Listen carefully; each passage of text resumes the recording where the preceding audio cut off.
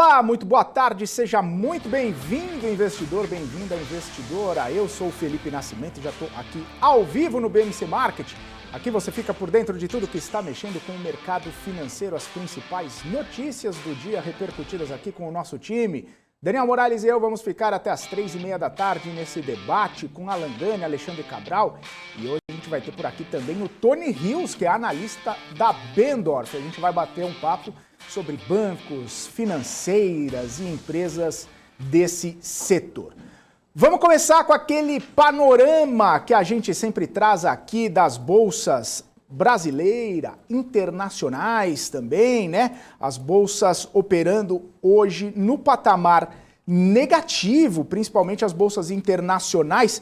A gente lembra logo no comecinho da manhã, as bolsas europeias estavam operando num patamar positivo, com um arrefecimento, né, na tensão entre Rússia e Ucrânia, principalmente depois da fala do presidente americano Joe Biden ontem, né, ele que falou sobre sanções, falou sobre possíveis represálias à invasão russa, caso isso aconteça, mas falou, olha, a gente vai impor algumas sanções, mas serão mais duras, serão mais graves, serão sanções mais potentes e poderosas caso Putin resolva mesmo fazer incursões lá na Ucrânia. E aí o mercado acabou ficando um pouco menos pessimista, a aversão ao risco começou a aparecer um pouco nas bolsas europeias, mas parece que tudo acabou mudando ao longo da manhã, depois que a gente foi vendo outras informações, foi conversando, foi vendo as notícias acontecerem, e aí as bolsas europeias ficaram um pouco mais de mau humor, tanto é que DAX na Alemanha fechou em queda de 0,42%, o CAC na França numa queda de 0,10%, o índice Eurostoxx perdeu 0,30%, apenas FTSE no Reino Unido subiu 0,09%. Só lembrando, na Europa também saíram alguns resultados corporativos que estavam sustentando, inclusive, a alta das bolsas na região. Inclusive Rio Tinto, né? Rio Tinto trouxe um ótimo resultado, um resultado bastante forte, um recorde, né, na série histórica, né, de Rio Tinto. Rio Tinto que é uma das principais concorrentes da Vale na área de mineração, né? Então, já só dando um spoiler aí, talvez a Vale venha nesses moldes aí da Rio Tinto, com preço de minério, com o preço do dólar, inclusive aqui no Brasil, ajudando bastante o resultado da Vale, que vai sair amanhã. Mas Rio Tinto trouxe bons resultados, mais de 7 bilhões de dólares aí de lucro, né? Um lucro bastante expressivo da Rio Tinto. E aí acabava, né, esses resultados lá na região acabaram sustentando um pouco da alta das bolsas, mas aí o mau humor, né, do mercado, o mau humor ainda com as tensões geopolíticas lá no leste europeu acabaram trazendo as bolsas para os patamares negativos. O mesmo acontece lá nos Estados Unidos. Dow Jones praticamente no 0 a 0, caindo 0,04%, o S&P caindo 0,25% e a Nasdaq caindo 0,49%. Nesse cenário de bolsas internacionais em queda, real se valorizando, a bolsa brasileira subindo também, o dólar está sendo cotado aí a R$ 5,01, agora caindo 0,87%. O dólar que chegou na mínima intradiária, R$ 4,99, baixou da barreira dos R$ 5,00, né? Aquela barreira psicológica que há muitos meses a gente não via baixar de R$ 5,00 o dólar.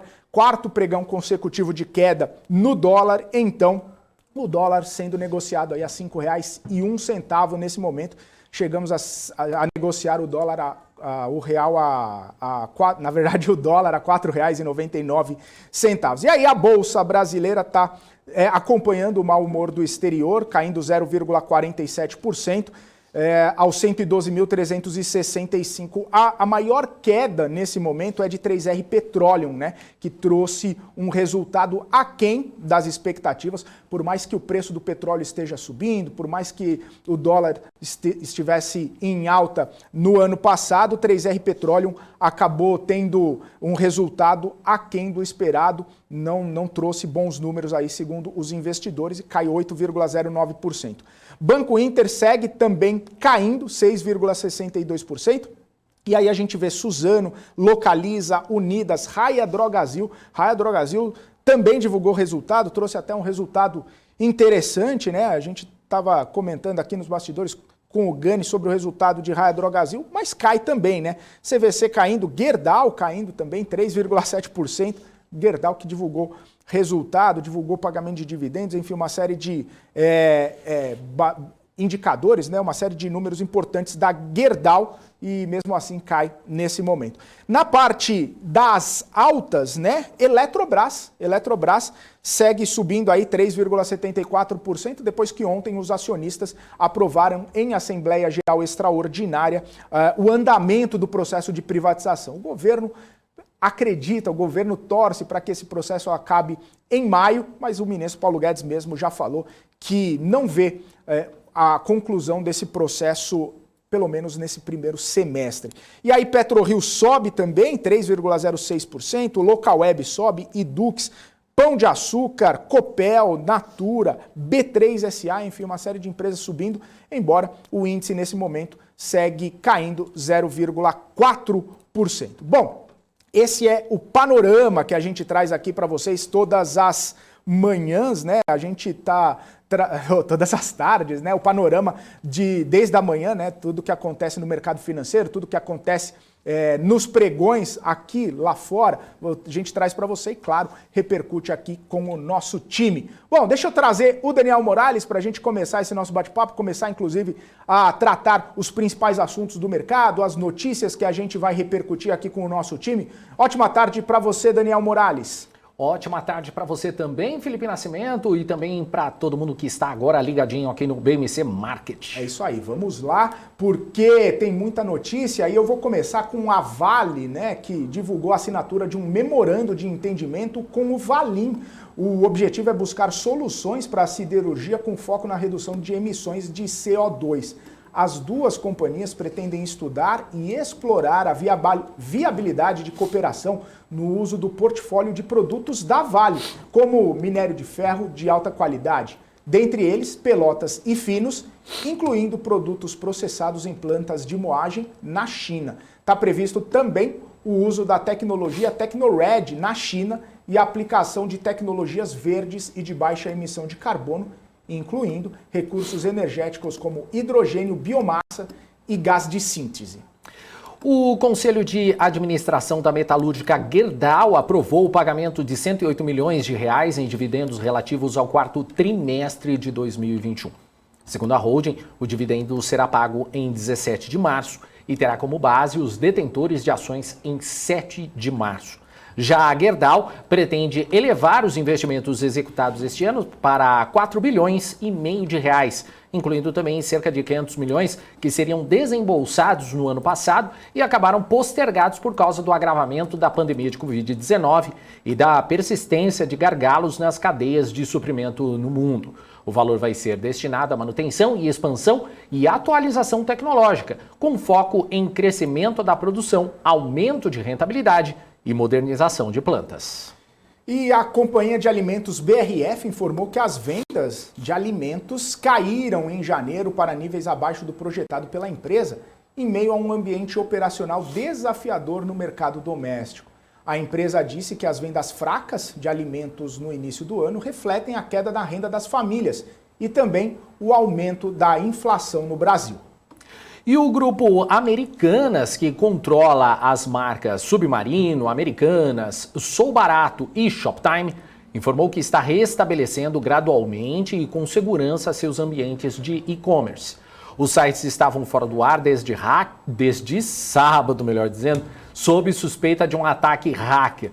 No comunicado, a Americanas informa que não há evidência de comprometimento das bases de dados. As equipes continuam mobilizadas com todos os protocolos de segurança e vão atuar para a retomada integral no mais curto espaço de tempo. Felipe.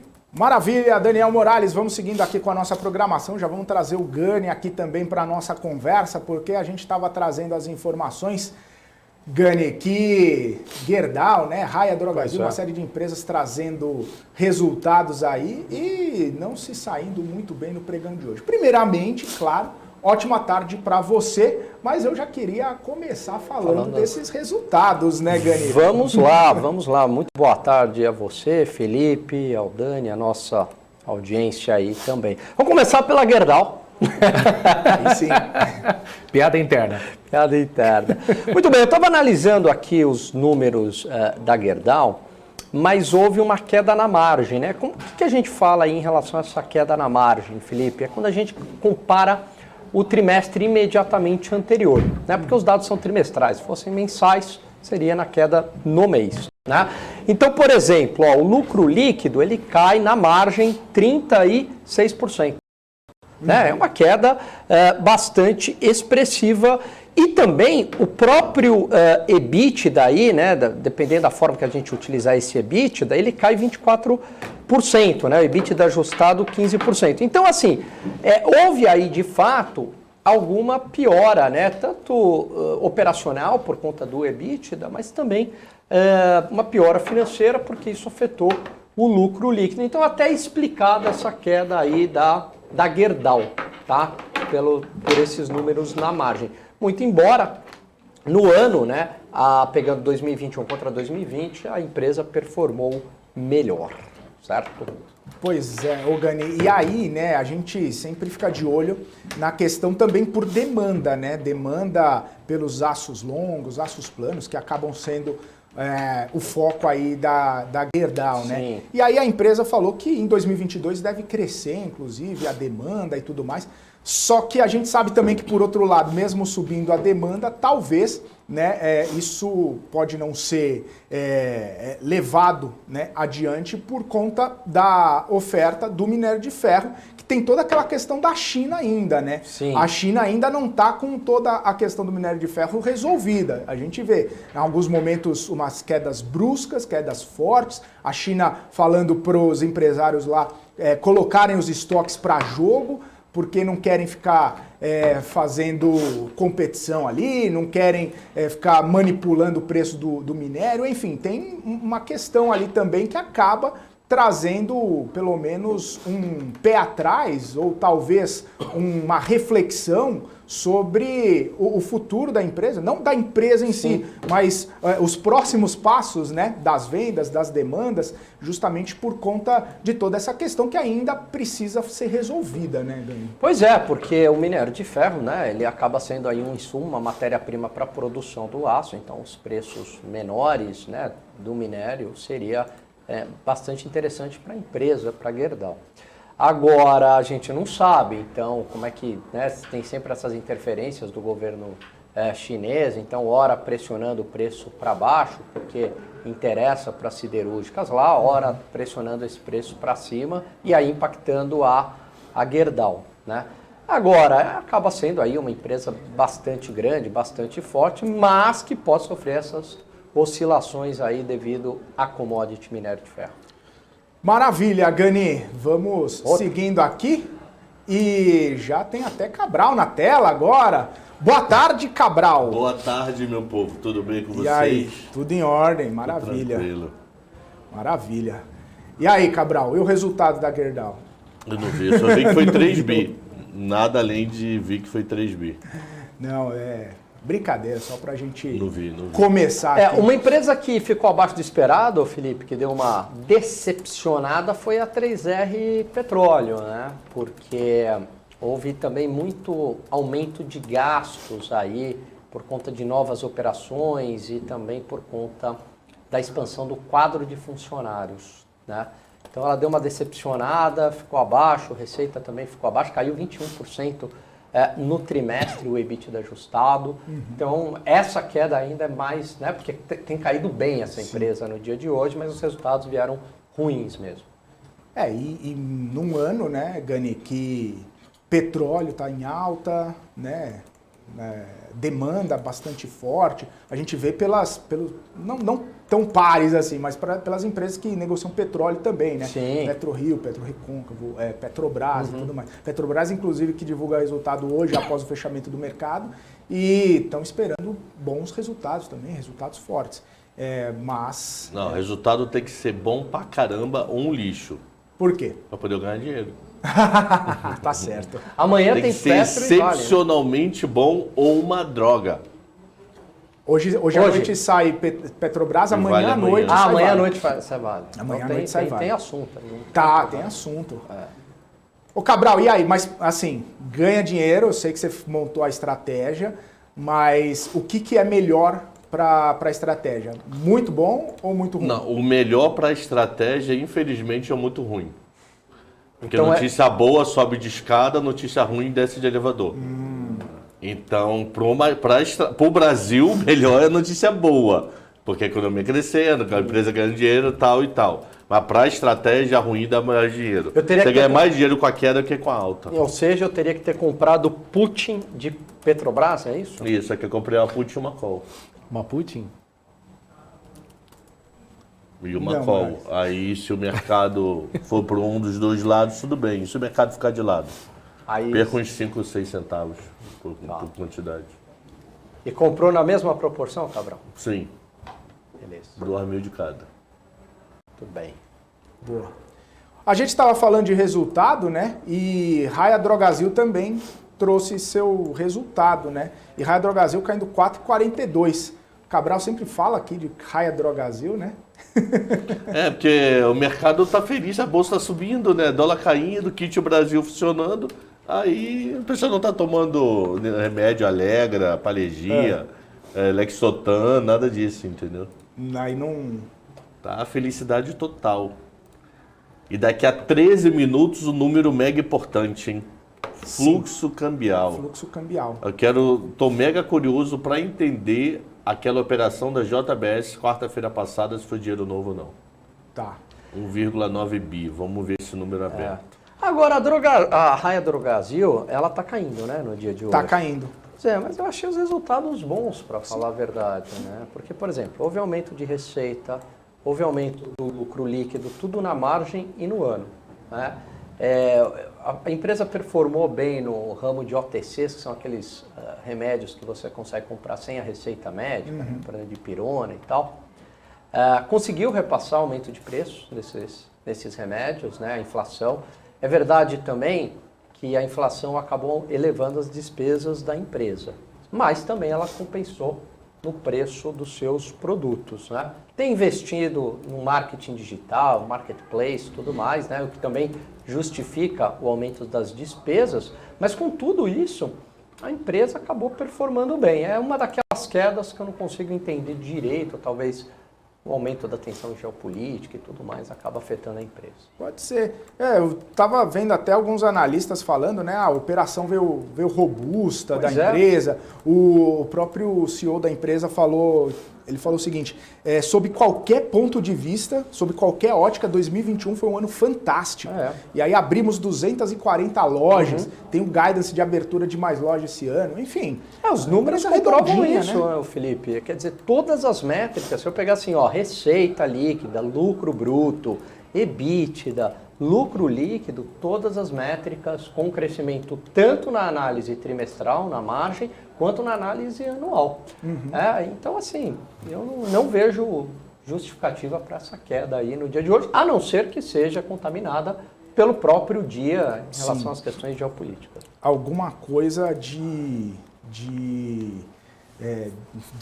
da geopolítica, eu juro pra você, tô tentando fazer o lé com cré aqui. Exatamente, aquelas coisas, né? Se a geopolítica tá interferindo, igual esses dias, tava rolando essa tensão aí e Pets caiu 6, 7%, né? Aí fala assim, não, é porque o Putin vai deixar de comprar ração pro cachorro dele, aí Pets caiu. Aí falou, só pode ser, porque... Ou será que o Biden vai deixar de comprar ração para tartaruga, alguma coisa? Não dá para entender. Não tem então eu tô tentando juntar o lé com cré aqui da tensão geopolítica, né? Com o Raia Drogasil. Tem que saber se já não subiu antes, você não acompanha o papel. Então. Aí realizou. Pode ser de realização também. Não sei. Olha, eu conheci, na época que eu trabalhava na BMF, tinha um analista que falava pra gente, olha, se você não sabe o que está acontecendo, é realização. Pode ter certeza. Boa. Vamos incorporar essa. Só não dá para ser realização do que não subiu, né? Exato. Não subiu, tá realizando um prejuízo. Pode ser também. Boa. Ô, pessoal, mas tirando as empresas, hoje foi um dia bastante importante aí, porque a gente viu os números do IPCA 15 serem divulgados pela manhã, números bem acima do que era esperado pelo mercado. A gente viu um IPCA de janeiro 0,58%, a expectativa era uma elevação para 0,85%, veio 0,99%, quase 1% no IPCA 15. O maior para fevereiro de 2016, nos últimos 12 meses, 10,76%.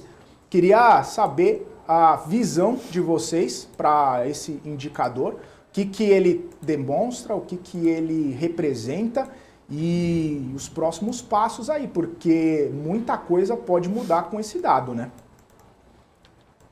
Cabral. Pode começar, por favor, enquanto termina um negócio aqui na Vai lá, atualizar a Gani. planilha, Então, foi uma alta muito expressiva, Porque tá preocupante, o porque fluxo, foi cara, o que eu acima queria. do teto Isso. das expectativas. Geralmente a gente fala, foi acima da mediana do mercado, né? Então a mediana aí você tem um conjunto de valores, você pega o valor que divide a amostra em 50% para cada lado. Não foi o caso, foi o teto, né? Quer dizer, a projeção mais alta não contemplava o 0,99%. E foi uma alta disseminada. Uma alta em preços livres, em ativos de residência, houve também alimentação no domicílio, um menor impacto do etanol, da deflação do etanol, então ela já está perdendo força, que ajudar a puxar para baixo, e a reversão da deflação da gasolina. Então a gasolina que estava em deflação agora passa a subir novamente, então esse efeito justifica uma grande aceleração em relação ao mês de janeiro, né? Então assim, e fora também, claro, já esquecendo, o reajuste das mensalidades escolares, já pegou uma parte ali. Então, inflação forte aí, vamos que não foi tão monitorar. grande o reajuste, a gente esperava mais, sabia? Não, mas eu acho que 6, 7. eu acho que é pelo pouquinho. período de coleta, Cabral, porque como o IPCA 15, grosso modo falando, é 15 a 15, você só pegou metade, né? Então o efeito integral vem no IPCA de janeiro. De fevereiro. De fevereiro. De pode fevereiro. ser, pode Mas ser. aí vai vir somado, né? Uma parte nesse IPCA 15 de fevereiro e outra no IPCA 15 de março. Mas, enfim, eu achei preocupante esse número. E a minha questão aqui é a seguinte, eu vi algumas casas, aí, alguns bancos já revendo IPCA para 2022. A gente lembra no Boletim Focus, está naquela lá 5,6, mais ou menos 5,58. Tem gente falando em 6,3 para 2022. Vocês acham que é tão pressionado assim que vai fazer uma mudança significativa? Um detalhe vai ser para mim o efeito da queda de luz a partir de maio, né? O quanto isso pode virar efeito cascata. Não sei se estão considerando tanto. Eu acho que a inflação ainda está pressionada? Tá. O próprio Banco Central falou que até abril, maio vai dar droga. Então, minha dúvida é quanto vai ser o efeito chuva na inflação. E se não tiver guerra, se commodity der uma respirada com esse dólar 5 reais, né? E além do que o próprio efeito das altas das taxas de juros do ano passado, elas começaram a ter efeito agora e dá uma aliviada aí nessa inflação também, né? Então, talvez dê para conter. Pois é. E aí, e qual o impacto disso na Selic? Porque estão falando terminal ali 12,25, 12,5. Eu acho que com a cabeça do Banco Central, nenhuma. Acho que a cabeça do Banco Central ainda continua de juros altos e muito tempo juros altos. Acho que na cabeça de Robertinho e companhia nada muda. E eu concordo com alguns, como o Rodrigo Xavier falou de Nevedo do BTG. Roberto pode estar exagerando demais nessa alta, hein? E eu concordo com ele. Acho que caiu demais e eu acho que está ameaçando subir demais. E hoje não reagiu muito ao mercado de juros justamente por isso, porque o mercado já entendeu que as altas ali colocadas pelo Banco Central já colocou isso na curva de juros, né? Então mesmo, não, tudo bem, a inflação veio acima, a gente já estava antecipando, né, essas altas, e o Banco Central não deve, como o Cabral falou, mudar sua postura. Entendi. Essa fala do Rogério Xavier aí, o Cabral, Eu tenho umas aspas aqui, ele falou: me parece que a política monetária está sendo feita só para atingir as expectativas. Acho que o mercado tem percepção que a Selic no Brasil está exageradamente elevada. E o chat, tá calmo? Se tiver, a gente provoca o chat. Deixa eu ver se o chat tá calmo. O chat tá calmo. Não, mas deixa as outras porque frases para depois. Deixa as outras frases para depois. Você viu as frases dele? Foi tensa. Ele Stuberg, maluco. Então, Cabral. Ele Stuberg arrumaram polêmica. Mas já não é de hoje que eles falam isso. E falaram de novo. Só que agora o Xavier não botou aspas. Antes ele falou que ele é investidor estrangeiro. Agora ele não fala mais isso. A gente sabe aí que a visão deles é essa, né? Já tá nessa pegada aí, então... Só para pôr todo mundo na mesma página, como diz o Eric DK, o Rogério Xavier e o Stuberger, Luiz Stuberger, falaram sobre a possível eleição do ex-presidente Lula, né? O Xavier falou assim que Alckmin com Lula sinaliza um projeto mais razoável, sem loucura. Falou que tem escutado aí que Lula vai ter alguma responsabilidade fiscal. Stuberger falou que estrangeiros não têm opinião negativa de Lula. Que mais? O estrangeiro não tem com Lula. Falou que o Lula assumiu com uma dívida PIB de 60% e entregou para Dilma com 40% dívida do PIB. Enfim, são frases aí, são modos de pensar sobre esse processo eleitoral. Um processo eleitoral, inclusive, que a gente está vendo, talvez, a candidatura do Dória subir no telhado também, né? Porque... mas vamos parar para pensar, ok, que Lula 1 economicamente não foi dos piores. Porra, mas Petrolão, Mensalão. O vagabundo pensa nisso, mano. Lula 1 nós não podemos falar tão mal. Ele fez um trabalho legal com o Henrique Meirelles. Lula 2 foi, para mim, foi mega populista. Mas Lula 1 não é uma desgraceira econômica analisando friamente. Mas, porra, Petrolão, Mensalão, vagabundo devolveu bi pro governo, mano. Bi. E fica tudo assim. E também, do ponto de vista econômico, são conjunturas muito diferentes. Né? Não, total. O commodities lá bombou, ajudou pra caramba o Brasil. Foi uma situação que acontece a cada 100 anos, né? Todos os países cresceram. Até a Europa, que não crescia há muito tempo, cresceu. O Japão crescia, a América Latina inteira crescia, né? Quer dizer, foi aquela exuberância, né, do capitalismo de 2004 a 2008, mas ele não era gastador, ele fez até um governo bom. Então ele, né, manteve ali, para poder né, eleger Dilma, e surfou bem nessa onda. Agora, você pega a situação aí atual para fazer essa comparação, né, eles estão comparando os números brutos sem levar em conta essas variáveis omitidas, né? E essas variáveis omitidas, uma delas é uma pandemia, né? Então, quer dizer, afetou o mundo inteiro e tudo mais. Eu acho complicado esse tipo de comparação, além do que o Cabral falou das questões aí de corrupção institucional também.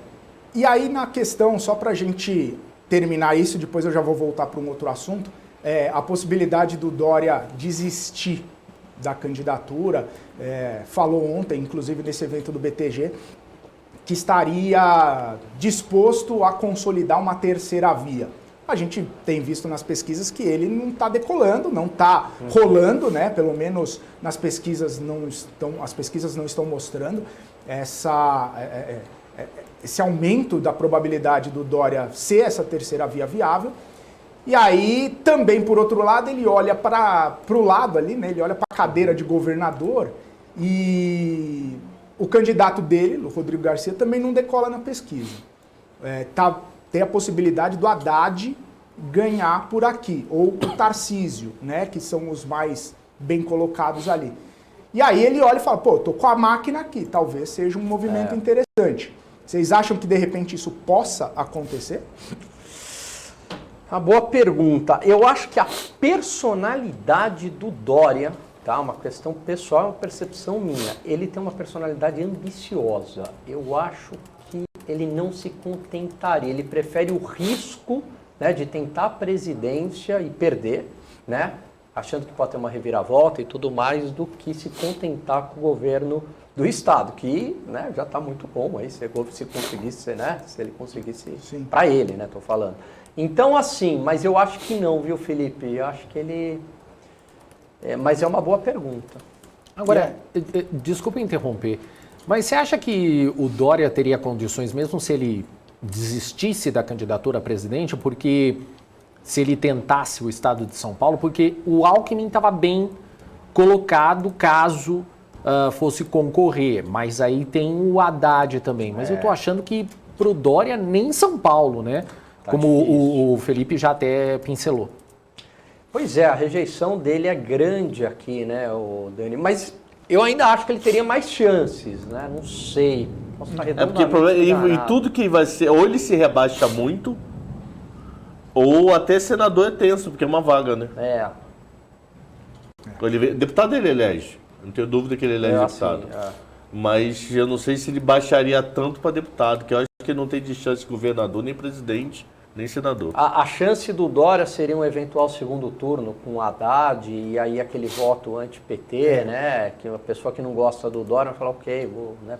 O voto do menos pior. Aliás, toda eleição eu voto assim, nunca votei, putz, que legal, esse cara me representa. Não, é sempre o menos pior, né? Isso Sempre foi o uma que escolha de aconteceu, Sofia. né, Gani? O que aconteceu no governo do estado de São Paulo, né, quando teve Dória e o Márcio França, né, aquela polarização, inclusive ali vinculando a imagem do França próximo ao PT. E aí depois teve Haddad, não, na verdade o Boulos e o Covas, o Covas, na Prefeitura de São Paulo. Essa rivalidade aí, essa polarização. Enfim, mas aí até... perdão, Felipe. Mas eu acho que até a gente precisa ver na questão de apoio, né? Porque você tem, independentemente de quem gosta do Lula ou do Bolsonaro, isso independe da sua escolha, mas a gente tem que ver que são dois candidatos extremamente fortes, né? Então, quem que o Bolsonaro vai apoiar em São Paulo, quem que o Lula vai apoiar em São Paulo, porque tem essa questão também do Lula com o Haddad, mas com o Márcio França também. Com então, Boulos, né? Eu não sei se o Boulos vai ficar para... Tem que ver a conjuntura, né? Para ver se ele vai ter esse apoio, mas aí isso pode dar um peso, tanto peso por parte do Lula quanto peso por parte do Bolsonaro. Sim. Deixa eu resgatar um tema aqui que a gente estava falando, inclusive, sobre o Rogério Xavier. Ele estava falando sobre o Banco Central. E eu só queria resgatar isso para saber a opinião de vocês, porque ele falou assim, a política monetária no Brasil está passando do ponto. E eu vou criticar o Banco Central se ele for muito longe nesse aperto. O Banco Central está de olho em milhares de coisas para tomar as próximas decisões, né? E está passando do ponto, vocês acham? Eu acho, para mim não devia estar nesses juros que está inferno. Mas aí não... Telefone, o inferno, tá? Pra mim já tinha sido, não devia estar nunca, acabou, já tá bom, parou, não sabe mais nada. Eu não faria mais nada de juros não, mano. Eu acho que ele quer radicalizar, ele quer derrubar os juros mais rápido, mas ele pode causar recessão que pode voltar a causar juros, eu teria parado, mano. Tá bom, em 10,75 toca o barco. E aí, Gani? Eu tenho uma visão um pouco mais favorável ao Banco Central. Acho que tem sinais aí de inflação em preços livres. Tem um outro ponto que é importante, é que a âncora fiscal ela não está tão bem.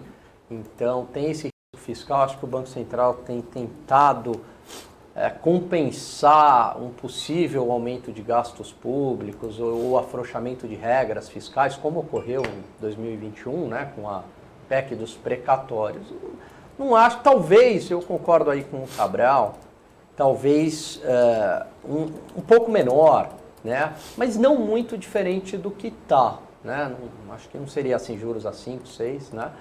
Mas algo talvez um pouco menor. Acho que é uma questão a dose da medicação um pouquinho mais baixa, mas eu acho que em essência tem feito um trabalho correto. Boa. E antes da gente chamar o convidado aqui, eu só queria pincelar a questão da arrecadação federal. maior arrecadação para o mês de janeiro na série histórica que vem desde 95, né? 235 milhões de reais, mais de 18% na base mensal, mais de 20% na margem. Queria saber a opinião de vocês sobre isso aí, sobre essa arrecadação federal, o que isso acaba trazendo de benefícios, os impactos positivos? Diga lá, Gali. Arrecadação mais forte, porque também as medidas de restrição acabaram, então você tem toda essa recuperação econômica, mas esse efeito está se dissipando. A própria inflação ajuda a arrecadação nominal, pelo menos, né?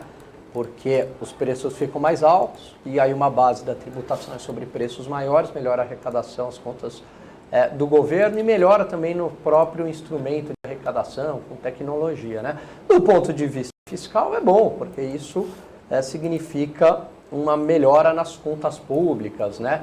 O resultado primário, que ainda, né, o resultado primário não do setor público, mas do governo federal, ainda é negativo e a gente está a todo custo tentando reverter isso, né? O que seria saudável para o Brasil seria um resultado primário aí na casa de 2% do PIB positivo. Veja que o ano passado estava em menos 0,4%. Então ainda tem muito trabalho a ser feito, mas não deixa de ser uma boa notícia. E aí, Cabral, viu a arrecadação? Via arrecadação, eu acho que a arrecadação, sem dúvida, é um trabalho excelente do governo. A parte de contratação de CAGED está provando essa arrecadação muito boa, mas é aquele nossa discussão eterna, né? A arrecadação é boa, mas isso não está gerando crescimento. Porque como as pessoas estão sendo contratadas com salário médio menor, elas vão pagar INSS que não pagavam antes, vão pagar FGTS que não pagavam antes, vão pagar vários tributos que não pagaram antes, mas eles não aumentam o poder de compra, eles diminuem o poder de compra. Então o supermercado continua vendendo pra caramba, mas aquele potencial a mais de eu comprar um iogurte de primeira qualidade ou alguma outra coisa ainda não está indo porque o salário real não está diminuindo, aumentando. Mas a notícia da arrecadação é excepcionalmente boa, mas ela infelizmente não consegue ser repassada completamente para o PIB. Que a ilusão é, o governo está arrecadando, a economia está voando, né? Não é o caso devido ao salário médio de contratação, não permite isso. Qual seria a solução muito rápida? Exportar que nem um louco, já que a gente está arrecadando, a gente está produzindo. Então exporta que nem um doido, mas não é assim como é exterior, né? Entendi. E essa do dólar? Na mínima, né? Maluco. Fluxo, vamos ver, reais, já deve ter saído. Tem até... É que eu tô vendo composição... Não, a gente vai falar daqui a pouquinho, mas... Olha só, eu baixei uma planilha que eu não sabia. A queda do dólar vai surgir efeito no bolso quando? O Adilson tá perguntando. Shutdown no aeroporto de Guarulhos. Chegou a hora da Disney, é isso? Chegou a hora da Disney. Tem um lance aí que eu só... Não sei se eu estou desviando muito do assunto, mas o câmbio real, né? Porque o que acontece? O câmbio nominal, que é a relação real-dólar, caiu, concorda? Só está tendo inflação nos Estados Unidos, só que também está tendo inflação no Brasil, né? Então, isso significa que é uma diminuição do câmbio real. Então, dá aquela sensação de que 4 e pouco, né? 4,90, sei lá, já não é tão. Você lembra se a gente falasse 4,90 há um tempo? Meu Deus do céu, era muita coisa. Hoje, 4,90, você fala, não, mas nossa, tá ficando barato, né? Justamente porque houve inflação aqui no Brasil, né? E uma inflação maior do que nos Estados Unidos, que é a ideia do câmbio real, né? Sim. Então, muita gente fala, será que um dia a gente vai ver aquele 1 para 1,50? Eu falo, não, nominalmente muito difícil isso acontecer. No entanto, com o passar do tempo, à medida que também ocorrer recuo desse câmbio nominal e aumento da inflação aqui mais do que nos Estados Unidos, você pode ter uma sensação daqui a um tempo do que 1 para 4, não só uma sensação, câmbio real mesmo, vai equivaler ao 1,50 lá de trás, né? O 1,50 da Dilma era mais ou menos o 1 para 1 lá do Fernando Henrique, em termos reais, do câmbio real, né? Então era a mesma sensação que você tinha que o exterior estava barato quando você viajava em 2011, quando você viajava em 1996. É isso. Maravilha. Vamos chamar então o nosso convidado, o Tony Rios, analista da Bendorf, setor de financeiras lá da Bendorf. Olha ele aí. Tony, seja muito bem-vindo aqui ao BMC Market. Prazer falar contigo. Boa tarde. Boa tarde, pessoal. Como é que vocês estão? Tudo bem? Obrigado por me receberem aí. Vamos lá, vamos falar um pouquinho de bancos, né? Maravilha, tá tudo ótimo aqui. E acho que a primeira pergunta que eu quero fazer para você é sobre o Nubank, né? Divulgou resultado, trouxe um prejuízo aí de 66 milhões de dólares no quarto trimestre. Foi um prejuízo bem menor, né? Cerca de 36% menor do que o registrado no ano anterior. E mesmo assim, Nubank segue engatando quedas atrás de quedas, né? Hoje já, pelo menos BDR aqui, caindo 10%, ontem caiu 12%. Queria saber sua visão aí sobre Nubank, o que você pode falar, se você já viu o resultado, quais são os pontos-chave, ou mesmo o case Nubank, né? O que está acontecendo? Perfeito. Vamos lá.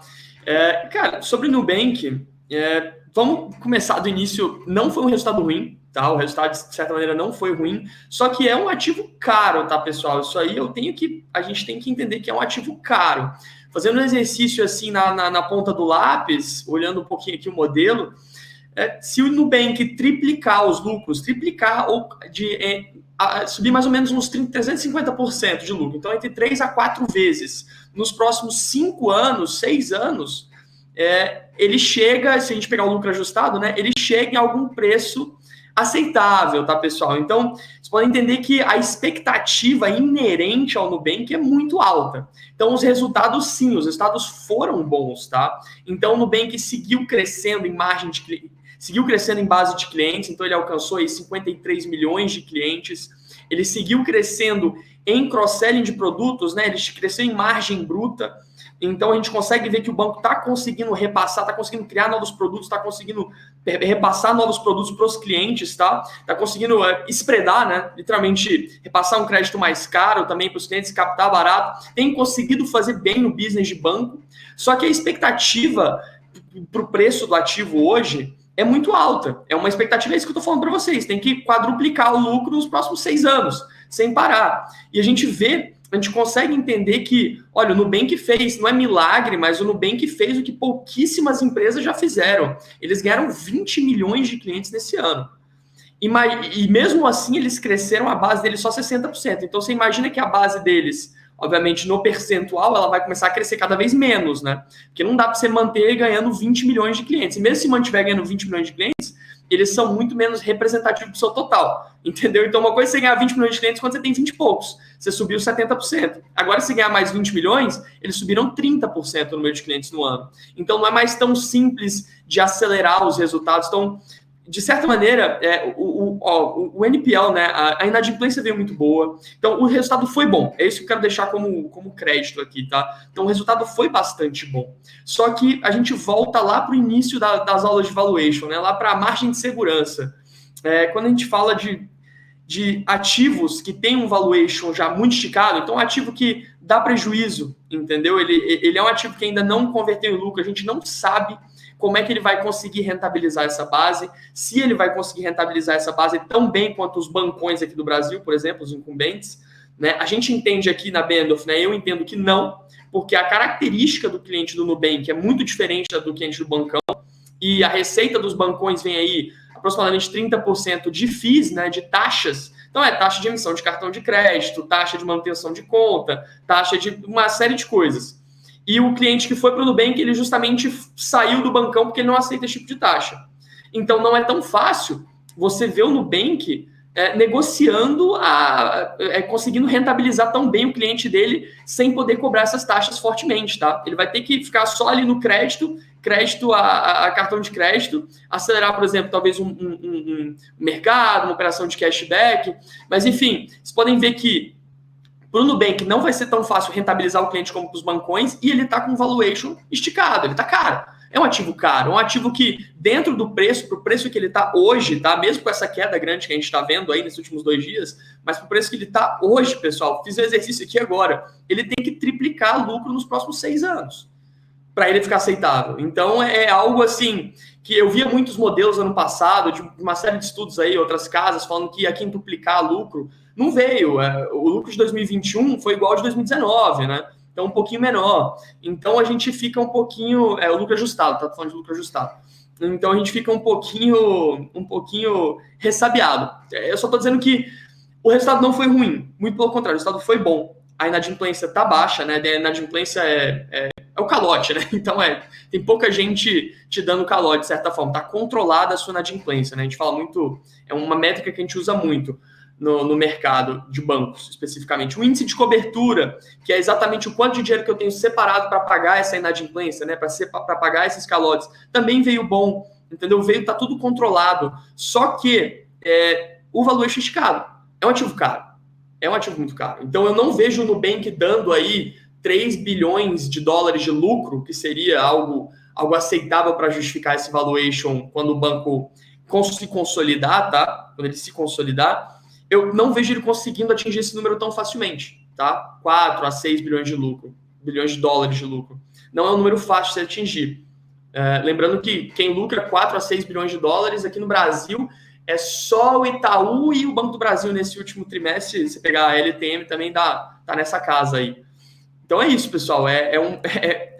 Não foi um resultado ruim, foi um resultado bom, mas o valuation está exigente. Então qualquer coisa que venha um pouquinho abaixo das expectativas, mesmo que a expectativa de prejuízo, né, tenha sido maior e ele veio com uma expectativa de prejuízo menor, o valor continua exigente, o pessoal continua com opiniões mistas. Então o mercado vê que não vai ser tão fácil de crescer 300%. Não é tão fácil de crescer 300%. Em termos de margem, em termos de lucro, não é fácil. Então acaba que pesa. A ação pesa, tá? Certo. Então, resumindo, o Nubank é uma coisa ridícula. Não. Que é isso? Nubank é excelente banco. 3 bi de lucro. Eu vou estar aposentado, eles não deram 3 bi de lucro, mano. Eu acho muito difícil, porque a característica do cliente é outra. É muito difícil você conseguir espreadar esse cliente. Um cliente jovem. Se o Nubank começar a cobrar taxa, a gente vaza, todo mundo sai. Entendeu? Óbvio que isso é contra a proposta dele, mas a gente vai... Nubank aumentou 20 milhões de clientes. Ele aumentou 20 milhões de clientes ou ele comprou 20 milhões de cadastros? Porque o ticket médio desse povo de Nubank é o quê? R$18, 17 centavos? Quanto é o ticket médio disso? É por aí. Para, mano. Mas... Nubank qualquer dia vira sócio da Oi e vão pro mundo. Para. É muito baixo, né? É muito ruim, é tudo errado. Eu te digo que o resultado foi bastante bom. A margem bruta, cara, cresceu aí 250%, entendeu? É algo bom. Eles estão conseguindo retornar na operação inerente ao banco, né? A operação de captar dinheiro barato e emprestar dinheiro mais caro. Eles estão conseguindo fazer isso bem dentro da base deles. Só que o valuation é muito exigente, pessoal. Ele tem que entender que o valuation, ele precifica o negócio, fala, cara, tem que triplicar lucro, tem que triplicar a margem, e daqui a pouco não é tão fácil mais de triplicar o tamanho. Não é como se o Nubank tivesse 1 milhão de clientes, entendeu? Então você olha, por exemplo, hoje, pega o Next dentro do Bradesco, Next triplicou esse ano. Ele triplicou. Por quê? É porque ele é um banco digital sensacional, melhor que o Nubank? Não, o Nubank tem o NPS mais alto de todos os bancos, inclusive de praticamente todas as instituições financeiras que eu já ouvi falar. Tá? Eu nunca ouvi falar de nada em instituição financeira que tem um NPS acima de 90. É muito difícil. Muito difícil. Realmente, a maior parte do marketing até do Nubank é boca a boca. Mas como é que o Next triplicou? Cara, porque você triplicar quando você tem 4 milhões de clientes é muito mais fácil do que quando você tem 50. Entendeu? Então, é um exercício que a gente tem que fazer. Em algum momento, vai chegando uma hora que o crescimento vai ter que segurar, porque a base onde você tem, a quantidade de clientes, a tua receita, a tua carteira de crédito, já tem um tamanho considerável. Não é mais tão fácil expandir assim. Quem falava muito isso era o Richard Branson falava, né? Small is beautiful, né? Um negócio pequeno. Então, o próprio Peter Lynch, ele falava assim, que é muito mais fácil um negócio que lucra 200 milhões de reais lucrar 400 do que um negócio que lucra 2 bi de reais lucrar 4 bi. Mesmo que o negócio de 2 bi seja sensacional e tiver uma gestão melhor que o negócio de 200 milhões. Simplesmente por causa do número. É muito difícil conseguir 2 bi de receita, 2 bi de lucro a mais. Entendeu? É o efeito do tamanho, né? O Nubank está chegando num tamanho que agora ou nunca. Até final do ano, início do ano que vem, eles têm que começar a dar lucro, têm que começar a rentabilizar o cliente e a gente tem que ver cross-selling, a gente tem que ver movimento e senão o pessoal não aceita. Então a gente começou a fazer esse exercício, né? O mercado começou a fazer esse exercício, inclusive a gente da Bendo já fez antes, por isso que a gente estava fora do IPO de Nubank, a gente emitiu um vídeo falando que estava fora do IPO de Nubank, né? Logo antes do IPO, exatamente por isso, porque o preço de 50 bi de dólares é um negócio assim, que é muito exigente, pessoal. É uma questão de valuation, mais do que de resultados, tá? Isso que eu queria deixar passar aqui para vocês. Uma questão mais de o banco tá caro. Então, qualquer coisa menos do que excelente, perfeito, a ação cai. E se vier excelente, perfeito, a ação permanece no mesmo preço. Vocês estão entendendo? A margem de segurança é baixa. Então, é difícil você ganhar dinheiro com isso. Se tá no preço ser perfeito, é difícil você conseguir ganhar dinheiro com isso. Ô, Tony, o que você está falando é o seguinte, o banco tem valor, só que o preço está alto, né? Tem que ajustar o preço ao valor, né? É isso aí. Outra coisa que eu queria te perguntar, meu caro, é o seguinte, qual é o diferencial, não precisa ser só do Nubank, né? Mas dessas fintechs, de uma maneira geral, empresas bancárias ligadas à tecnologia e tudo mais, em relação aos bancos tradicionais, quais são os fundamentos aí qualitativos que acabam diferenciando essas empresas dos bancos tradicionais? Eu diria dois principais, tá? Jornada do usuário. Então, cara, o conforto que você tem na plataforma, né? É fácil, é bonito, é limpo. E principalmente, né? Eu acho que o que atraiu não foi a jornada, tá? Não foi a facilidade de você transferir dinheiro, sacar, aplicar, né? Abrir sua corretora, que nas fintechs é mais fácil do que nos bancos tradicionais. Mas foi o fato de taxas. Eu vou te falar aqui na minha casa. Nós tínhamos antes, nós somos 4, né? Eu, meu pai, minha mãe e minha irmã. Todos nós tínhamos Itaú Personalité. No final do ano, era R$100 de taxa por mês para cada um. No final do ano, era R$4.800. Quando eu fiz a conta, eu falei, cara, isso está completamente fora isso não faz sentido. E era aqueles R$100 lá do crédito e manutenção de conta do Itaú Personalité. Somava os 5 mil reais por ano. Entendeu? Faz uma puta viagem com 5 mil reais por ano. Então, essa foi o primeiro diferencial. Então, taxas. Tá? Taxas. E o segundo diferencial é que é fácil. Lá é bonito, o cartão é bonito, a plataforma é fácil de usar. Cara, jornada do usuário, né? É User Experience, né? UX. Então, eles têm um UX muito bom, muito melhor do que os outros. Mas eu já te digo que o gap, né? A diferenciação, ela não está mais tão grande, tá? Eu te digo que o Nubank, sim, o Nubank permanece o benchmark a ser batido, mas eu te digo também que o Next, tá? Que é a própria operação do IT do Itaú, que é o banco digital lá dentro do Itaú, que é a própria operação Enfim, essas operações dos bancos grandes, elas já alcançaram a níveis bem próximos um Banco Inter. Em termos de volume, em termos de crescimento, elas até passam o Banco Inter, e em termos de conforto da plataforma, tá? Atendimento ao usuário, design, interface e jornada do usuário, eles já chegaram. Sim, o Nubank permanece melhor, mas o gap diminuiu, né? A diferença entre os bancões e as fintechs diminuiu, e eu diria que a diferença entre os bancões e todas as fintechs diminuiu mais ainda. Acho que o Nubank está aqui, ele é a cereja do bolo, as outras fintechs estão por aqui e os bancões estão aqui, ó, já estão no cangote, já estão chegando. Então os caras estão muito perto. Então, por isso, para mim, faz sentido, por exemplo, já um call de bancões, então, um Bradesco, para mim é um puta call hoje, puta call de compra, sabe? Ainda mais com o desenvolvimento das 3 iniciativas digitais dele, com o Digio, com o Next, né? Então, eu acho que faz bastante sentido. É um banco negociando uma vez book, né? 1,2 vezes patrimônio. Então, faz muito mais sentido e tem muito mais margem de segurança, que é exatamente o que eu estava falando para vocês agora, que o Nubank não tem, tá? Longe de ser uma operação ruim, estou dizendo que para comprar não tem margem de segurança. E o Bradesco hoje tem, entendeu? A compra de Bradesco hoje tem margem de segurança.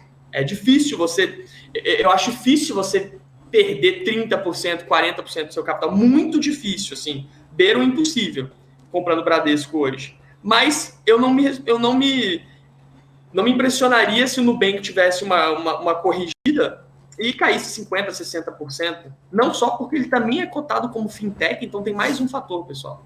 Ele é cotado como fintech e nesse momento é um momento de subida de juros nos Estados Unidos, né? Tudo que é Nasdaq, tudo que é tech, né? Tudo que tem tech no fim é ruim, porque são empresas de capital intensivo, enfim, são empresas que exigem valuations mais esticados e quando você sobe, né, os juros, as pessoas pensam 2 vezes antes de comprar um ativo tão arriscado. Basicamente, de certa maneira, é isso, tá? Para simplificar o palavreado. Tá boa. Ô, Tony, tem uma pergunta para você.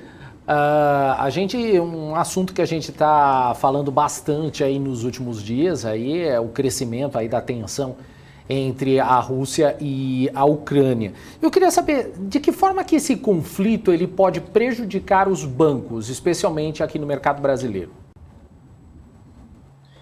Cara, eu diria que, de maneira geral, né, quando você tem um conflito, o nível de... cara, tem uma palavra que eu gosto de usar, é o nível de atenção do investidor, porque a gente está vendo aqui que o que está segurando a nossa bolsa é fluxo estrangeiro. A gente está vendo que isso é algo muito pequeno para eles e que consegue segurar a nossa bolsa, porque a gente negocia, o que a gente negocia um dia aqui é menos que eles negociam em Netflix lá. Então, quando isso acontece, quando você tem um conflito, ou investidor grande, ou investidor gringo, que é justamente quem está segurando a nossa bolsa aqui, né, ele tende a ficar um pouco mais conservador com o seu capital. Dito isso, pode afetar ações como o BID, entendeu? Ele pode afetar ações como o Nubank, porque o Nubank está até listado lá, só que a operação principal do Nubank é Brasil. Então, ele tende a ficar um pouco mais fechado, um pouco mais na dele, um pouco mais interno, aplicar em ações mais americanas, Dow Jones, entendeu? Coisas da velha economia americana, consolidados. Então, isso pode prejudicar em termos de preço da ação. Em termos de operação, em termos de crédito, expansão, aí eu não vejo um paralelo, uma correlação 1 para 1, não, tá? Não vejo uma correlação entre crise na Ucrânia e a habilidade do banco de spreadar e de conceder crédito aqui no Brasil, tá? Isso aí, para mim, não tem paralelo. Eu vejo mais um efeito no valor do ativo, tá? Então, o valor do ativo, isso pode acontecer. Boa. Maravilha. Eu posso mudar um pouquinho de assunto aqui? Pode. Na verdade, não é mudar de assunto, é mais pegar gancho, né? Porque a gente começou Nubank falando... ou GXO é a mesma coisa, essa pergunta? Não. A gente começou falando de Nubank e... muito parecido, né? Até a movimentação de baixa aí foi do Banco Inter, né? O Inter teve essa movimentação, soltou o resultado, né? Também resultado que não agradou muito aos investidores. Queria saber sua opinião, vai mais ou menos nesse mesmo sentido dos desafios, dos obstáculos que tem que passar por aí, a questão do valuation. Ô Tony, o Banco Inter, ele vai mais ou menos nessa mesma linha, na esteira do Nubank? Resumindo, ele vai no mesmo ritmo da esteira, que coisa ridícula. Eu digo que sobre o Banco Inter, pessoal, aí o resultado foi bem mais decepcionante, tá? De maneira geral, para resumir aqui meu entendimento, minha opinião, você pode ver que as linhas do Banco Inter, né, crescimento de carteira de crédito, crescimento da margem bruta, né, que é literalmente o spread entre os clientes, tudo isso cresceu em linha, né, igual o crescimento dos clientes, da quantidade de clientes. Então, o que isso representou? Então, quando o Banco Inter parar de crescer 100%, 108% de cliente ao ano, que ele vai parar, porque esse ano não dá para conquistar mais 16 milhões de clientes, que é o que ele alcançou, né? Igual ele conquistou 8 ano passado. Para ele crescer 100% de novo, ele tem que conquistar 16. Isso não vai acontecer. É muito difícil isso acontecer. Então, quando isso parar de acontecer, as margens, ele não vai conseguir começar a rentabilizar mais o cliente dele, né? Ele não vai conseguir spreadar mais o cliente dele, ele só consegue ganhar dinheiro com o aumento dos clientes. É tipo, eu tinha um cliente, para deixar bem claro, eu tinha um cliente que eu ganhava R$10 com ele, tá? Então, meu lucro da empresa era R$10. Eu fui para 10 clientes. Agora, meu lucro da empresa é R$100. Meu lucro aumentou, né? Meu lucro subiu 1000%. Então, 900% no caso. Então, meu lucro subiu 900%. Mas ele subiu porque eu estou operando melhor, eu estou rentabilizando mais o meu cliente, ou ele subiu porque simplesmente eu cresci minha base total de clientes? Eu acho que esse que é o ponto X aqui do resultado do Inter. Nesse trimestre, né, ele demonstrou, no trimestre e olhando para trás no ano, que o Banco Inter ele só cresceu o resultado porque cresceu o número de clientes. O índice de cross-selling, que é algo que eu gosto de monitorar, que é o quanto cada cliente teu tem de produtos da casa. Então, por exemplo, se eu olho uma Porto Seguro, o índice de cross-selling dela deve estar na casa de 1,7. Então, quer dizer, cada cliente Porto consome menos de 2 produtos Porto. Então, o cara tem um seguro alto e de cada 3 clientes, 2 tem um seguro residencial, alguma coisa do tipo. O do Inter, não. O cara tem o seu cartão de crédito, esse cara tem um segurinho e tal. Na média, é 3,4. O índice de cross-selling cresceu em um ano 17%. Então, ele saiu de 3,2 para 3,4. Ficou parado. Isso quer dizer o quê? Que em um ano você não conseguiu vender mais produto para o seu cliente. Então, o resultado do Banco Inter deu uma pesada. E vamos lembrar que o Banco Inter vale 300 vezes lucro, né? Para você sustentar um valuation de 300 vezes lucro, nada menos que perfeito é aceito. E esse foi menos que o perfeito, foi bem menos que o perfeito. Eu acho que o resultado foi negativo. Eu não gostei mesmo do resultado do Inter.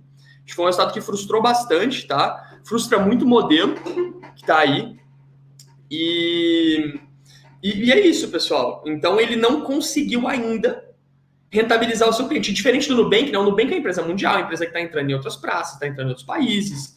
O Banco Inter, ele não conseguiu rentabilizar esse cliente. Ele não conseguiu vender mais coisa para esse cliente e ter um retorno em cima disso. Então, será que ele vai conseguir agora? Porque não vai crescer cliente do mesmo jeito esse ano. Será que ele vai conseguir começar a vender mais produto? Será que não? Como é que vai acontecer? Será que a Intershop realmente vai decolar? Porque a Intershop tem vindo bem. Tá? Então, com relação a múltiplos, aquele negócio, o resultado com relação à inadimplência, com relação à cobertura, veio ótimo. Tá bom, pessoal? Veio ótimo. Então, isso é indiscutível. Mas o valuation é aquilo. O valuation, ele precisa do ótimo e um pouquinho mais, né? Então, ele não aceita. Eu continuo sendo um grande defensor de Bradesco, entendeu? De Banco do Brasil, por exemplo. Mais Bradesco, que é o player privado, tem uma iniciativa digital mais desenvolvida. Mas por causa disso, é difícil de dar errado no preço que está hoje. Eles podem até reduzir lucro, pode até cair, pode até frustrar, mas faz sentido o valuation. Né? Tá valendo 6 vezes lucro no Banco do Brasil. Né?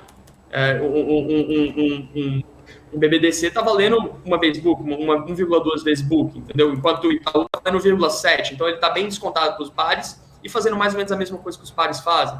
Então o BBDC hoje top pick aí junto com o Banco do Brasil, por causa de valuation. Então por isso que BID no Nubank, né? Principalmente BID, não entra na lista. Não entra na lista. BID tem que duplicar o lucro nos próximos 6, 7 anos, para estar num valuation aceitável. Então não tem como. É algo que, né? 6 não, eu fiz a conta. 5 anos. 5 a 6 anos. Então ele tem que duplicar o lucro. É algo que a gente vê como difícil. Por quê? Porque não vai duplicar a base nos próximos 6 anos. Isso é impossível.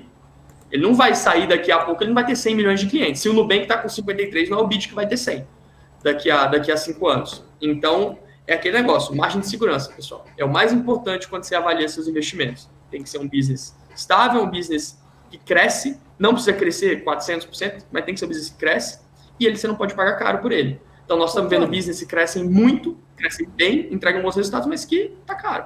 É isso, é simples.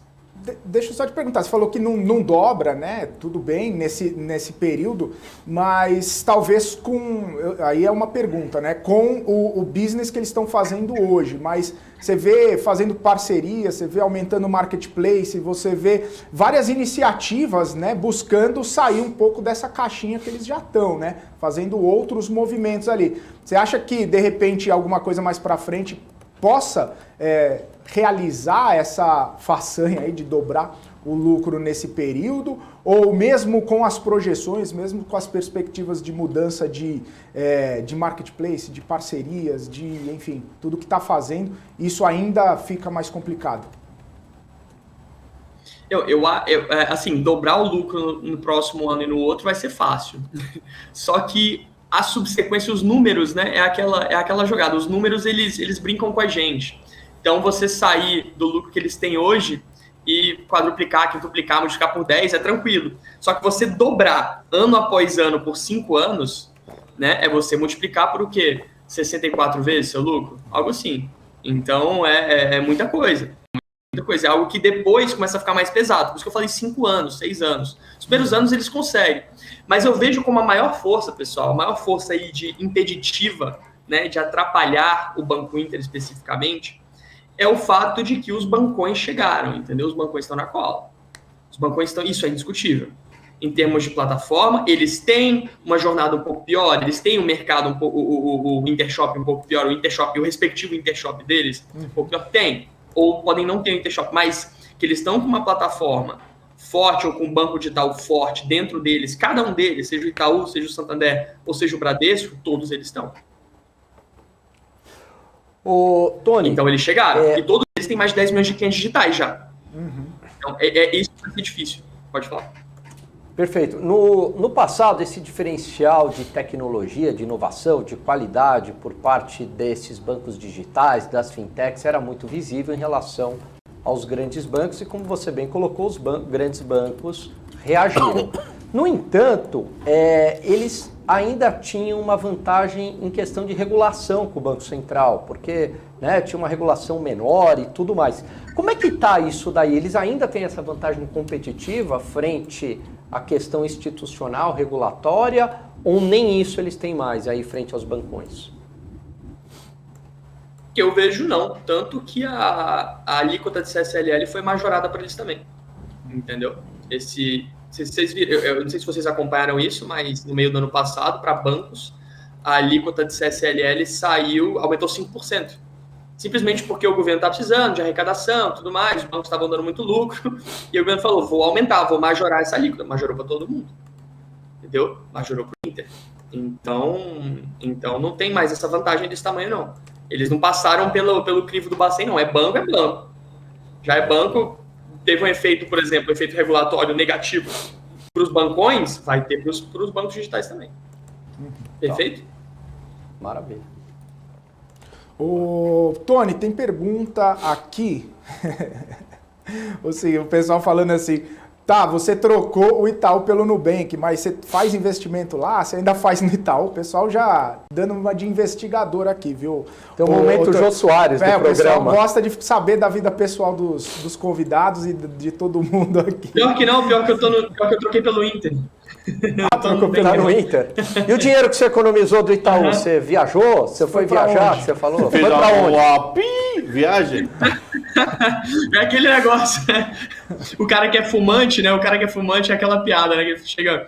não, se você economizasse o dinheiro do seu maço de cigarro durante 10 anos, você compraria uma Ferrari. Aí o fumante vira e fala assim, mas você, cadê sua Ferrari? Então, boa. Entendeu? É a mesma piada. Mas não, consegui converter alguma outra coisa. Boa. Tá certo. Ô Tony, aproveitando aqui, você citou Bradesco, você citou Banco do Brasil, e nessa temporada de resultados aí, pelo menos a percepção que a gente viu ali no mercado do resultado desses dois bancos foi diferente, né? O pessoal colocou Bradesco e Santander numa página, num degrau um pouco mais abaixo, Itaú e Banco do Brasil num degrau um pouco mais acima por conta de todo o desenvolvimento do resultado que eles trouxeram. E aí eu queria destacar o Banco do Brasil que você citou ali, justamente, que é impossível a gente não fazer essa pergunta, ano eleitoral, né? Tem toda essa questão de ser um banco estatal. Queria saber como está a sua visão para Banco do Brasil nesse ano, né? E se você falou, né, é um dos melhores cases ainda, né, na sua opinião, queria saber por quê e também nesse sentido, né, de ano eleitoral, de possíveis oscilações justamente por causa desse cenário polarizado. Bom, essa pergunta tem uma resposta muito rápida e muito fácil para ela. Historicamente, o governo, quando ele usa um banco como método de incentivo, né? Incentivar que foi o banco que colocou Pronamp, ou foi o banco que incentivou, enfim. Quando ele usa um banco como veículo de incentivo econômico, historicamente ele sempre usou a Caixa, tá? Então isso é indiscutível. Sempre usou muito mais a Caixa. Então não vejo um efeito tão grande no Banco do Brasil, dado que as coisas ocorram como ocorreram historicamente. Então não vejo um efeito tão grande no Banco do Brasil e por isso o valuation tão descontado não se justifica. Tá? Negociando aí a 0,7 book, né? 30% abaixo do valor patrimonial. Então não se justifica. Entendeu? Exatamente por isso. Porque normalmente se o governo vai falar, eu vou prejudicar meu lucro para realizar medidas de incentivo à economia, né, ou medidas populistas, ou o que quer que seja, eu vou prejudicar o lucro da Caixa Econômica e não o lucro do Banco do Brasil. Historicamente foi isso e eu acredito que siga sendo assim. Maravilha. Gani Cabral, perguntas? Daniel Morales? B3. Uma pergunta que eu sempre me faço. Eu não consigo ver concorrência para B3. E por que o papel para mim está tão descontado? Você acha que ele também está muito descontado? A última vez que eu vim aqui eu até falei de B3, mas vamos lá. Cara, acredito que na época que eu eu abri cobertura de B3, ela estava R$10, estava assim, se você olhasse qualquer outro par fora do Brasil, né, ela estava com valuation mais descontado ou dentre os mais descontados, mesmo em lugares onde existe outras bolsas e outras clearings, né? Então era muito óbvio que estava muito descontado. Então B3 aí a R$10, a R$11, tanto que eu dei um call com o meu preço target de R$17. Vejo B3 descontado ainda? Vejo, sim, sem dúvida. Mas a principal fator aqui é o fato da concorrência, né? Uma possível concorrência da B3.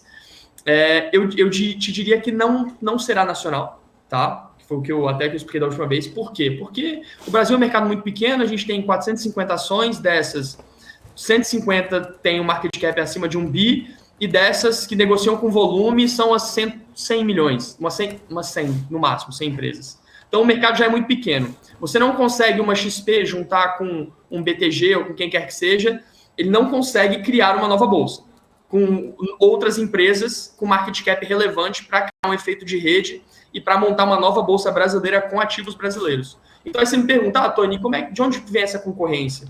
Cara, eu vejo essa concorrência vindo possivelmente, né, se vier, viria de uma NYSE ou da Nasdaq, tá? Fazendo uma operação avançada aqui no Brasil, onde você teria a tua conta, você teria um acesso ali cotado em reais, de mais das 10 mil ações que tem listadas nos Estados Unidos. A liquidez seria providenciada igual o BDR, então se faltar liquidez, eles injetam lá de fora, não tem problema. Tá? E você teria 1 milhão de opções, né? Você teria muito mais opções, você teria liquidez e você teria um grande diferencial, principalmente para o trader pessoa física, você teria taxas menores. Tá? Então você teria um emolumento, especificamente o emolumento seria muito menor. E isso geraria uma atratividade para uma série de pessoas físicas. Então aí para esses, que eu estimo aí esses 10% da bolsa, 5 a 10% das pessoas físicas, desses 4 milhões, 5 milhões de pessoas físicas são traders, né? Então 5%, vai, no máximo. Esses 5 a 10% eles se mudariam para a Nasdaq na hora. Imagina, você negocia dólar alavancado, pagando emolumento caro, e imagina um cara que te oferece um emolumento, que é o principal fator de custos quando você negocia um mini contrato, ele te oferece um emolumento com 1/10 do preço para você negociar o mesmo dólar. Você sai da B3 na hora. Você fala, não quero B3. Eu quero. Mas a receita de ações. Mas a receita de ações é bem maior do que de derivativos. O incômodo está nas ações, não no derivativo.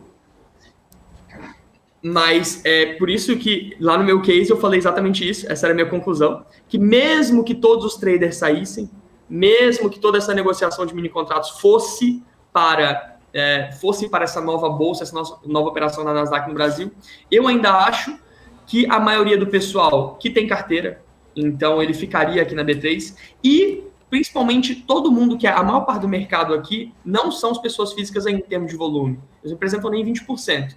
São fundos institucionais, gringos, privados, né? São instituições, não são pessoas físicas. Essas pessoas estão no mercado brasileiro com o objetivo de operar em ações brasileiras. Vocês têm que concordar isso comigo, porque se ele quisesse operar uma ação estrangeira, ele operaria lá fora, entendeu? Ele não vai entrar na Nasdaq do Brasil para operar uma ação estrangeira. Não vai, isso não vai acontecer. Ele está aqui porque ele quer comprar ações brasileiras. Ele entende que faz sentido para a tese dele estar aqui. Então, a maior parte do nosso mercado, a maior parte de quem faz volume no mercado hoje não sairia, porque as ações brasileiras estão listadas na B3, em sua grande maioria. Então, por isso faz sentido, sim. O trader sairia? O trader iria embora. Quão representativos foi na receita da B3, o lucro da B3? 10%? 10%. 10%, 15%, pode até ser. Eles não abrem, isso é estimativa. Mas isso não vai acabar com o business. Os institucionais vão continuar na B3 aqui no Brasil. Então, segue um business bastante atrativo. Tá? Então, segue um business bastante atrativo. Bom, Ô, Tony, mas isso. não teria o então, risco das empresas... serem listadas numa nova bolsa, por exemplo? Por exemplo, quantos países do mundo tem 2 bolsas? Só os Estados Unidos. Não, a Índia tem também. A África do Sul mano. também tem. Mano, a África do Sul deve negociar menos que o Nubank. Pouquíssimo. Menos que Nubank. Mas... então você vai ter acho que faz 3, 4 sentido. países só. Acho que as empresas... Eu acho que se fizesse tanto sentido assim para as empresas brasileiras se listassem nessa nova operação, elas já iam para a Nasdaq direto. Você concorda? Porque ela tem muito mais capital. E elas não foram. Então elas entendem que tem uma atratividade você listar uma boa safra lá na Nasdaq, na Nasdaq não, na NYSE, que seria no caso, será que teria uma atratividade pro gringo entrar numa ação com market cap tão baixinho, né, uma microcap para os Estados Unidos? Então, será que faria sentido você listar talvez uma Blau farmacêutica? Faria. Mas uma boa safra, uma caixa seguridade, será que eles entenderiam o business de seguridade, igual tem aqui no Brasil? Entendeu? Então, se fizesse realmente sentido, eles avaliaram isso, os RIs e os CFOs avaliaram isso e falaram, faz mais sentido a gente se listar no Brasil do que aqui. Então, não acho que as empresas migrariam. Não acho que instituições migrariam de cara para lá, tá? E eu só tenho uma curiosidade, como é que os reguladores brasileiros vão ver a pós-negociação do Nasdaq se ele quiser vir para o Brasil? Porque a pós-negociação da B3, nenhuma outra bolsa do mundo faz. Tem um estudo sobre regulação, especificamente. Eu dei uma olhada. E só para você montar uma bolsa aqui, para você conseguir todas as certificações, né, que você precisa, você iniciar uma nova bolsa aqui, você teria que... você gastaria no mínimo 1 ano de aporte de capital, tá? E conseguindo seria 1 ano de queima de caixa. E mesmo assim, não seria confirmado se você conseguiria todas as autorizações. Dito isso, é algo que o pessoal lá de fora tem que avaliar, que eles vão perder dinheiro durante muito tempo, porque não só vai gastar 1 ano para começar, e depois de começar, vai gastar muito tempo para que tenha volume suficiente para que seja atrativo para pessoas começarem a negociar nesse ambiente, né? Para as pessoas brasileiras começarem a negociar nesse ambiente. Então, em termos regulatórios, não só isso é impeditivo, né? Mas isso no Brasil tem tudo é burocrático aqui. Então, em termos regulatórios, seria impeditivo, mas demoraria um tempo grande de ramp-up ainda por cima. Então, vejo como improvável também essa vinda de uma possível Nasdaq. Mas é improvável só que possível, né? É improvável só que possível, é o principal risco. E a brasileira, como te disse, não vejo um risco disso acontecer, não. Tá? Você arrisca um preço-alvo aí para a B3? Eu não sei se está no teu radar ou... No meu último relatório, eu coloquei R$17. R$17. Tava com bastante margem de segurança, assim, bastante tranquilidade. A B3 estava em queda livre, assim, há 1 ano, e eu botei 17, dava um upside de 70%. Quem escutou o relatório, quem leu, tá lá, tá publicado pela Benda. Agora tá quase 20%. Já fez uns 50%. Quanto que tá B3? Agora tá bem menor. Agora tá bem menor. Mas é isso, aí ela já vai para casa das mais valoradas, né? De 17 a 20 reais, ela já vai para casa dentre as bolsas mais caras dos emergentes dos comps que eu fiz, entendeu? Em termos de múltiplos. É claro que a gente tem um universo endereçável muito grande aqui, então, que é aquela tese óbvia da B3, né? Tem 1,8%, 2% da população tem ações na bolsa, a gente tem aí pelo menos 90% da população com smartphones, então faz sentido você abrir conta em corretora hoje é de graça, faz sentido você ter uma penetração e multiplicar o universo endereçável em, 10 vezes, 20 vezes. Essa é a tese clara, que o pessoal embute no valuation e toca. Mas, mesmo assim, não é algo tão óbvio, até porque a percepção aqui do Brasil do investimento de ações é algo muito arriscado. Você sempre todo mundo tem na família alguém que já mexeu com ações e perdeu dinheiro, mexeu com trading e perdeu dinheiro. Tem todo o problema da educação no Brasil, que metade dos brasileiros não tem ensino superior, né? Então, metade dos brasileiros não tem não tem um esquema educacional completo. Então, acaba que é difícil você romper essa barreira de conservadorismo extremo que a gente tem, tá? O mercado não vai se multiplicar por 20 e se tornar o americano, né? Nos Estados Unidos, 53% das famílias têm ações, direto ou indiretamente. Eu acho que 30% tem diretamente, 25%, 30% tem diretamente. Na China, 15% tem ações. mas esse pessoal, eles não são tão conservadores, é algo mais tradicional para eles. Aqui você tem que romper os paradigmas, tá? E tem um grande fator aqui que não tem lá, que é um problema grande para a B3 expandir tanto esse universo endereçável que o pessoal embute nos valuations e que eu não coloco no meu, é o fato da renda fixa, né, pessoal? Então a gente tem o NTNB hoje pagando 15%, né? A NTNB está pagando IPCA mais 5,5%. Então, será que eu vou correr risco? Será que eu vou me aventurar em um mercado que eu não entendo? Vou parar para aprender, para entender o que é uma ação, para entender o que é uma empresa, uma gestão, um fluxo de caixa, sendo que eu tenho NTNB a 15% hoje? Será que isso faz sentido? Então, a gente tem esse outro impeditivo também. Então, a partir de R$20, eu já acho que fica muito over. Por isso que o preço-alvo ali, com bastante tranquilidade, quando estava R$10 eu coloquei 17, e com bastante tranquilidade eu acho que chega, tá? Bastante tranquilidade. Mas aí é ficar atento para uma possível remarcação, mas acima de 20 eu acho que não tem tanta margem de segurança. Aí eu sempre prezo por margem de segurança acima de tudo. Tem outras opções na bolsa melhores do que B3, acima de R$20. Beleza? Boa. Uma última pergunta aqui, Tony. O Pablo, nosso telespectador, falou se você acredita na possibilidade da bolsa operar 24 horas, mesmo que for apenas no mercado futuro. Você acha que isso pode acontecer em algum momento? Eu acho que pode. Eu acho que pode. Principalmente no Tem um projeto da B3 para isso. Exatamente. Então, acho que pode. Acho que o pessoal consegue operar. E vem uma demanda também, né? De você... Eu acho que tem um driver interessante, pessoal, que o universo cripto é 24 horas, né? Ele é 24/7, né?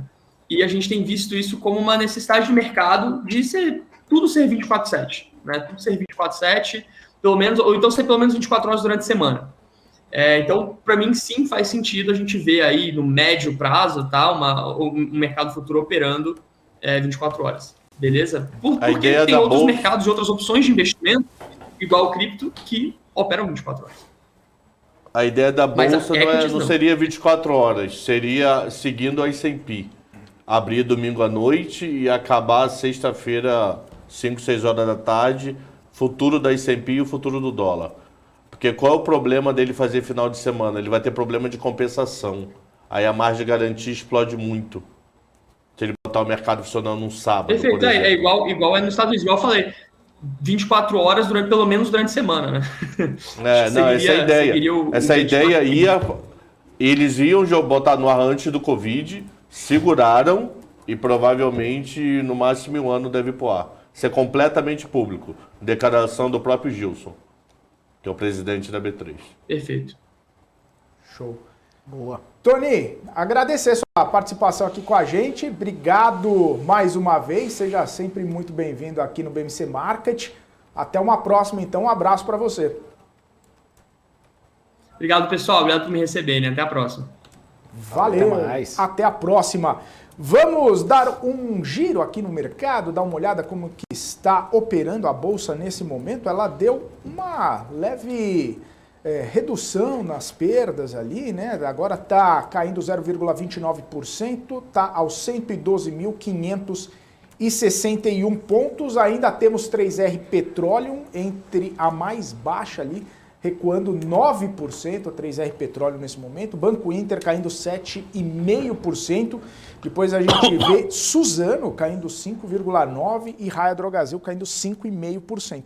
Nas mais altas segue Eletrobras subindo 4%, PetroRio subindo 3,70%, CEMIG subindo 2,83% e Dux subindo 2,7%. O dólar segue aos R$ 5,00 cravados, com uma queda de 1,05%. E nas bolsas internacionais, Dow Jones cai 0,5%, o S&P cai 0,8% e a Nasdaq 1,24%, aprofundando um pouco mais as perdas nas bolsas americanas. Trazer aqui Cabral Gani Morales para essa reta final aqui do nosso BMC Market. Ô Cabral, você estava dando uma olhada nos dados que iriam sair. Você viu os dados que iriam sair? Eu vi os dados que iriam sair, já saíram. E aí? Peraí, deixa eu só... para evitar a formatação aqui da pau no futuro. Então vamos lá. Cara, para mim tá um mistério no ar muito grande. que acontece? Na semana de 14 até 18 de fevereiro, gringo colocou dinheiro na Bolsa brasileira em 5 dias. Quer dizer, ele colocou em todos, mas só para fechar o raciocínio, colocou nos 5. Se eu transformar essa entrada em reais em dólares, nós temos uma entrada de 1.983 bilhões de dólares na semana de 14 até 18. Guarda essa informação. Na quinta-feira passada, nós tivemos o leilão de NTNF e LTN, o maior do ano, 7 bi, com destaque gigantesco para NTNF 2029. Que a conclusão que eu tirei, que não mudo de ideia, que gringo encomendou o leilão e entrou pesado. Aí você vai somar isso tudo, 1.900 de um dólar de um lado, 1 bi de dólares do outro, dá algo próximo de 3 bilhões de dólares semana passada em investimento em bolsa e em renda fixa. Se eu somar semana passada o fluxo cambial que foi fechado o câmbio no Banco Central, dá 110 milhões. Então 2.900 já estava interno. Então essa valorização do dólar de 5,19 para 5,13 semana passada não foi fluxo. Foi notícia. Porque não entrou dinheiro novo. Para vocês terem ideia, de 5 pregões de semana passada, 3 tiveram saída de câmbio. Na quarta-feira, na quinta e na sexta, o câmbio financeiro registrado no Banco Central foi de saída de dólares do país. E foi um dia que teve JBS, na quarta-feira, dia 16, e foi o dia do leilão histórico de NTNF. Então quer dizer que esse fluxo cambial, essa queda de real, não é fluxo. Essa queda de real pode ser confiança no Brasil, pode ser a notícia do tipo assim, tá tendo fluxo de entrada. Como nenhum banco sabe onde é que é o fluxo, pensa que é no do vizinho. O Bradesco lê lá o jornal, gringo comprou que nem um louco Bolsa Brasil. Bradesco lê no jornal, NTNF venda histórica.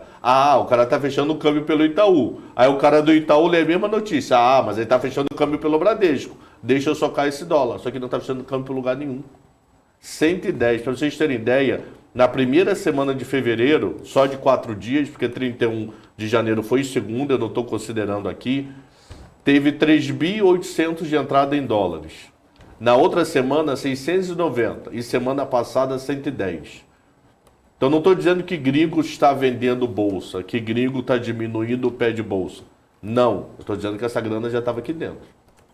Se essa grana já estava aqui dentro, e pelo que está dando a entender, essa grana já estava aqui dentro desde no mínimo dezembro. Ela não entrou esse ano. Porque se você pegar o fluxo cambial desse ano, o fluxo cambial, eu esqueci de botar aqui, o fluxo cambial desse ano para a Bolsa é 2 bi e pouco em janeiro. E se você somar janeiro inteiro, não dá 2 bi e pouco. Dá muito mais. Então quer dizer, o real se valorizou esse ano por fluxo, sim, mas muito mais por notícia do que por fluxo. Não faz sentido esse dólar cair de 5,70 para 4,99 com a entrada de 5 bi de dólar. Não é isso. É notícia. Pode reverter? Pode mudar a mão? É impossível prever. É impossível. Agora uma coisa chama atenção. Está diminuindo a entrada de dinheiro novo. Não quer dizer que agora, hoje, não tenha sido fechado um câmbio de 5 bi, o cara é interno e vai utilizando no decorrer dos dias. Não duvido isso.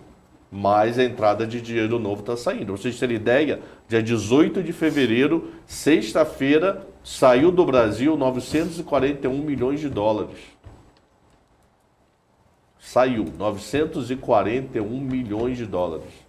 No dia que nós tivemos de entrada na Bolsa Brasileira, 2 bilhões e 100 de reais, que dá 409 bi de dólares.